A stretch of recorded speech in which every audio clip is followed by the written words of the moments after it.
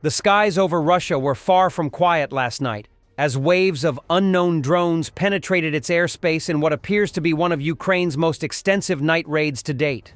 The Russian Ministry of Defense claims its air defense systems intercepted 99 drones across 7 regions, including Belgorod, Voronezh, Vladimir, Kaluga, Tula, Lipetsk, and Rostov.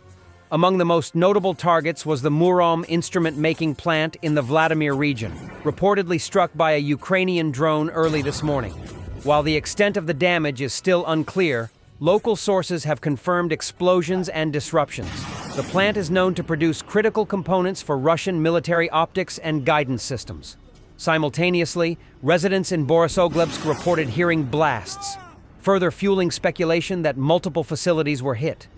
In response, Russian authorities activated the Carpet air defense plan at several airports, a rare and sweeping measure indicating the seriousness of the threat. As Ukraine's drone capabilities grow more sophisticated and far-reaching, these night operations suggest a shift toward a sustained strategy aimed at targeting Russia's military-industrial infrastructure deep behind the front lines. Вон нахуй. Над полем ебашит нахуй. Вышел. Пиздец, лишь бы не на пятиэтажку нахуй. Вон он. О, хуярит, сейчас ебанет.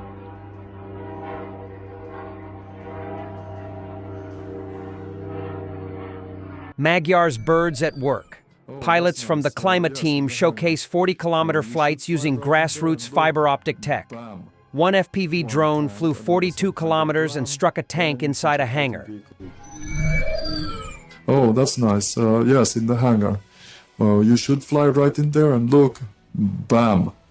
One tank, another some kind of Bram, then an infantry fighting vehicle, then, well, a lot of things are there.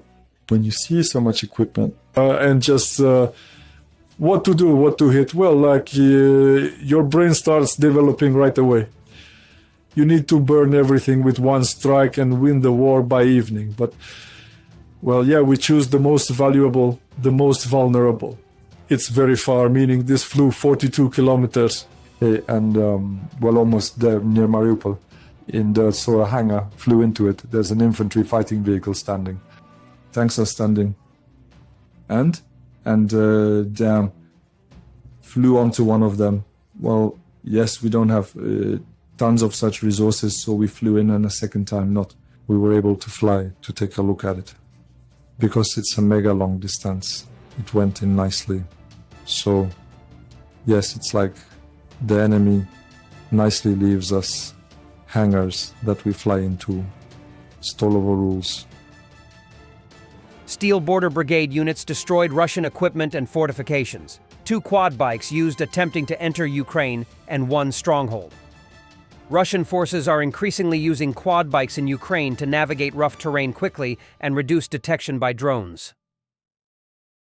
The Kremlin claims Ukraine's actions contradict the pursuit of peace, condemning increased drone strikes on Russian territory.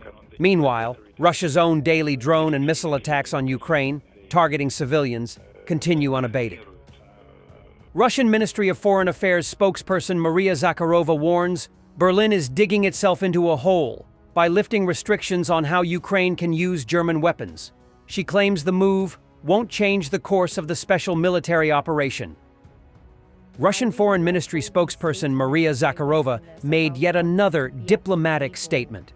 I really like all these statements by the Westerners regarding the fact that they want to be at the negotiating table. I, for one, doubt that they will be able to sit at the table.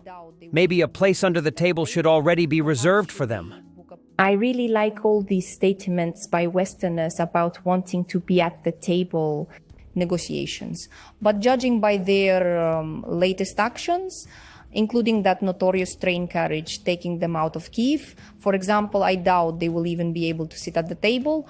Perhaps should they book a place under the table already. We just need to look at ourselves realistically. And Dmitry Medvedev responded to President Trump regarding Trump's words about Putin playing with fire and really bad things happening to Russia.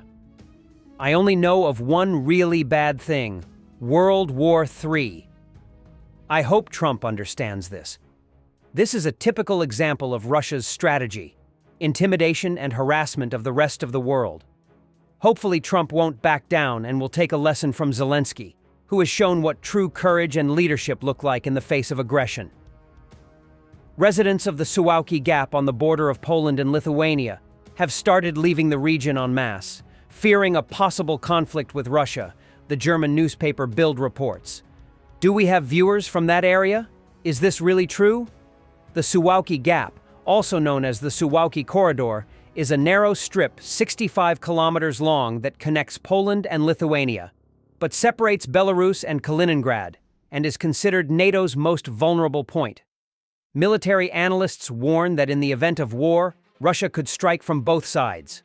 It is said that Russian artillery, with a range of over 30 kilometers, can cover the entire corridor, potentially cutting off the Baltic states from the rest of Europe. A previously unknown Russian hacker group with suspected ties to the Kremlin was responsible for a cyber attack last year on the Dutch police, and has also targeted other Western nations that deliver military support to Ukraine, intelligence agencies announced Tuesday. The agency said in a report that the group, which they called Laundry Bear, is actively trying to steal sensitive data from European Union and NATO countries, and is extremely likely Russian state-supported. Laundry Bear is after information about the purchase and production of military equipment by Western governments and Western deliveries of weapons to Ukraine, Vice Admiral Peter Riesink, director of the military intelligence agency MIVD, said in a statement. There was no immediate comment from Moscow on the report. The Netherlands has been a strong supporter of Ukraine's war effort since Russia's full-scale invasion in February 2022 and has given military equipment, including F-16 fighter jets, to Kyiv. The Russian hackers broke into a police account and accessed work-related contact details of all Dutch police officers in September last year, in a cyber attack that sent shockwaves through the force. The Dutch intelligence agencies published a detailed analysis of methods used by the hacker group to break into computer networks and cloud services.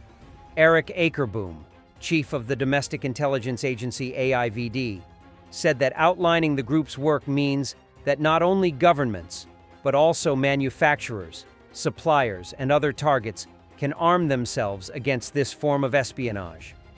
This limits Laundry Bear's chances of success, and digital networks can be better protected. The attack discovered in the Netherlands is one of a growing number around the world. Last week, the U.S. National Security Agency said that hackers working for Russian military intelligence targeted Western technology and logistics companies involved in shipping assistance to Ukraine. And last month, the French government accused a hacking group linked to Russian military intelligence of cyber attacks over 3 years, targeting the Paris Olympics, French government agencies, and companies. BFM, a French TV channel, showed children marching in Russian-occupied Mariupol. School ceremonies there take place with soldiers and the Russian tricolor. The video report is titled, "I Want to Become an FSB Agent, Russification of the Young Generation Underway in Mariupol." Journalists showed the end-of-year ceremony at one of the local schools, where students stand for the Russian anthem and then carry a giant Russian tricolor flag. Soldiers are also present at the ceremony, handing out diplomas to the children. This is evidence of a war crime. And on a human scale, this is just awful.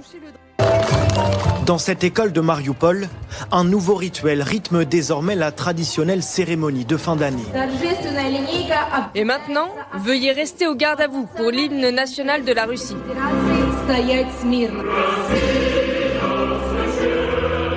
Depuis la conquête de la ville il y a 3 ans, la Russie s'affaire à reconstruire les bâtiments qu'elle a bombardés, comme cette école fraîchement restaurée, mais pas seulement. Elle s'applique aussi à recouvrir l'identité ukrainienne de la jeune génération, littéralement. Toucher le drapeau symbolise notre unité avec la Russie. Nous appartenons à la Russie désormais. C'est notre devoir d'éduquer nos enfants au patriotisme russe, et ce, dès la naissance. Et cette stratégie semble déjà porter ses fruits. Moi, je veux devenir agent du FSB, les services de sécurité intérieure russes, pour attraper les terroristes. Les terroristes, comme on appelle ici désormais les résistants ukrainiens. Les plus âgés, eux, se préparent déjà à défendre leur nouvelle patrie. Bonjour camarades, soldats de réserve. Sous les ordres d'un soldat de retour du front. Tout le monde est prêt à servir? Si 1% seulement de mes élèves rejoint l'armée, alors nous aurons la meilleure armée du monde. Rien que ça nous suffira. Je suis les ordres du président de la Fédération de Russie. Une jeunesse qui marche au pas.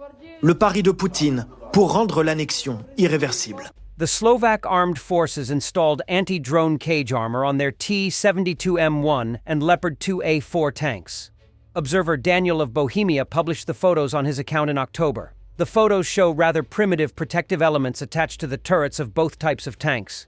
They consist of a thin tubular frame and a mesh resembling a conventional Rabitsa mesh. The cage armor itself looks unreliable. On some vehicles, it is clear that the rear projection has no protection at all. In addition, the Slovak military has not yet equipped the engine and transmission compartments and sides with protective structures. Overall, the trend is clear. European armies are experimenting with inexpensive ways to protect themselves from one of the main threats on the modern battlefield: drones. At the same time, such solutions remain isolated initiatives of individual units in NATO armies. As of today, the Slovak armed forces have 45 tanks, which are part of the 14th Tank Battalion of the 2nd Mechanized Brigade of the Land Forces. Of these, 30 are Soviet T-72 tanks in the M1 variant. The possibility of modernizing them has been considered in recent years, but this program was ultimately abandoned.